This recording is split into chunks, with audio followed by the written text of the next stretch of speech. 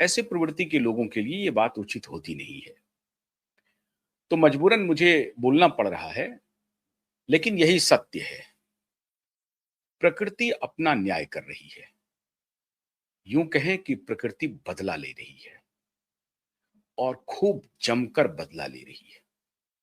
दिशा और सुशांत अपना न्याय ऐसा लग रहा है कि प्रत्येक दिन ले रहे हैं और उनकी आत्मा तब तक भटकती रहेगी जब तक संपूर्ण न्याय नहीं मिल जाता। किस्तों में तो वो न्याय ले रहे हैं, लेकिन धीरे धीरे वो कहते हैं ना कि धीरे धीरे अपराधी को वो जीरोइन करते जा रहे हैं। और अगर व्यवस्था न्याय नहीं दिला पा रही है, संस्थाएं न्याय नहीं दिला पा रही हैं जो न्याय के लिए बनी हुई हैं, तो प्रकृति अपना काम कर रही है, या यूं कहें कि प्रकृति से वो आत्माएं काम करवा रही हैं। प्रथम दृष्टया आपको इन बातों पर यकीन नहीं होगा। आपको लगेगा कि ये कोरी कल्पना है, ये कोरी कहानी है। मैं ऐसा मानता नहीं हूं। मैं मानता हूं कि ये कोई कोरी कहानी नहीं है, कोई कल्पना नहीं है। साक्ष्य आपके सामने हैं, दृष्टांत आपके सामने मौजूद हैं, इसलिए इसे आप कोरी कल्पना या कहानी नहीं मान सकते हैं। आखिर क्या हुआ उद्धव ठाकरे का? 2.5 साल में सत्ता चली गई। जिस एक कुर्सी के लिए सालों पुराने अलायंस, सालों पुराने दोस्त को उन्होंने चुरा घोंप दिया। 30 साल, 26 साल, 27 साल पुरानी दोस्ती को तिलांजलि दे दी एक कुर्सी के लिए। और वो कुर्सी भी अपना पूरा टर्म पूरा नहीं कर पाई। वो कुर्सी भी 5 साल नहीं चली, 2-2.5 साल में ही वो कुर्सी चली गई। तो 2.5 साल में कुर्सी चली गई, पहला दृष्टांत। दूसरा दृष्टांत कि जब फिर दोबारा मौका आया कि कहीं से भी कुर्सी संभल जाएगी, कुर्सी मिल जाएगी, सारे तिकड़म किए। जो व्यक्ति मातोश्री से निकलता नहीं था, जिस किसी को भी मुलाकात करनी होती थी, उनको मातोश्री जाना पड़ता था। ये इकबाल था ठाकरे परिवार का। यूं कहें कि अभी के जो वर्तमान ठाकरे हैं, उनके पिताजी का, बाला साहब ठाकरे का। इसमें कोई शक नहीं है। बाला साहब ठाकरे की तूती बोलती थी। और ये भी सच सच है कि आप सामान्य से सामान्य कार्यकर्ता से जब आप पूछेंगे बाला साहब ठाकरे और उद्धव ठाकरे के बीच में एक सबसे महत्वपूर्ण अंतर, तो बताएंगे बाला साहब ठाकरे सिंहासन पर बैठते जरूर थे, लेकिन उनका दरबार, मतलब उनका घर, उनके घर का गेट हर एक कार्यकर्ता के लिए खुला था। छोटा हो, बड़ा हो, पन्ना प्रमुख हो, ब्लॉक प्रमुख हो, जिला अध्यक्ष हो, नगर परिषद के अध्यक्ष हो, एमएलए हो, एमपी हो, पार्टी के अध्यक्ष हो, उपाध्यक्ष हो, जनरल सेक्रेटरी हो, सबके लिए बाला साहब का दरबार खुला था। और बाला साहब की पहुंच सबके लिए थी। सबके सब कार्यकर्ता और नेता सब बाला साहब में इसीलिए भरोसा करते थे क्योंकि बाला साहब ठाकरे सबके लिए सर्व सुलभ, हमेशा तैयार रहते थे। दुख में, सुख में, हम हरे हमेशा।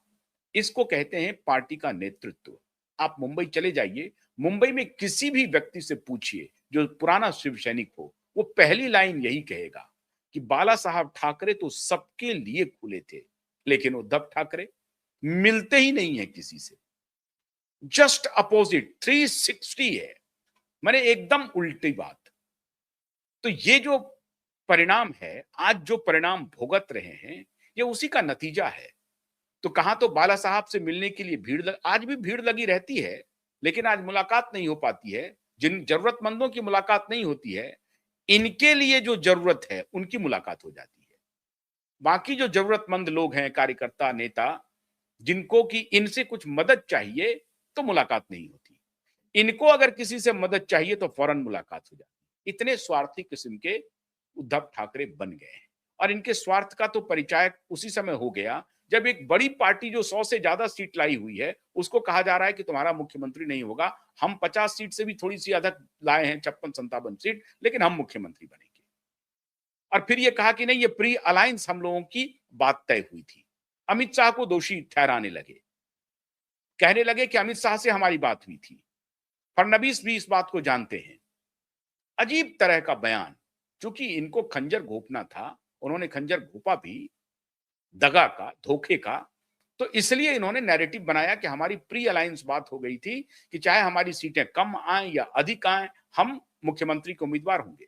और ध्यान रखिए 2019 के चुनाव में बाला साहब ठाकरे नहीं, उद्धव की शिवसेना के ऊपर यह आरोप लगा कि उद्धव की शिवसेना जानबूझ करके भारतीय जनता पार्टी की सीट कम हो, वहां पे शिवसेना, अब तो उद्धव है, उस वक्त की शिवसेना ज्वाइंट की जो वोटिंग, जो टर्नआउट था इन फेवर ऑफ भाजपा, जो शिवसेना का वोटर था वो बीजेपी को वोट नहीं दिया।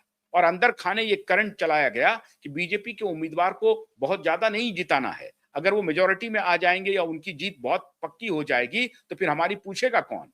ये हराने का तिकड़म भी ये करते रहे, दोनों बाप बेटा और पत्नी भी। ये सारे तिकड़म में पूरा परिवार शामिल रहा और पूरे परिवार ने मिल करके भारतीय जनता पार्टी को धोखा देने का काम किया। बावजूद इसके भारतीय जनता पार्टी को 100 से अधिक सीटें आई और उसके बाद फिर इन्होंने कहा कि नहीं, हमारी तो प्री अलायंस तय हुई थी कि हम मुख्यमंत्री बनेंगे। पहला धोखा दिया। खैर 2.5 साल चल गई सरकार। उसके बाद ये महाअघाड़ी में चले गए। महाविकास अघाड़ी ने इनके साथ वही काम किया जो इन्होंने बीजेपी के साथ किया था। महाविकास अघाड़ी ने इनको नेस्त नाबूद कर दिया।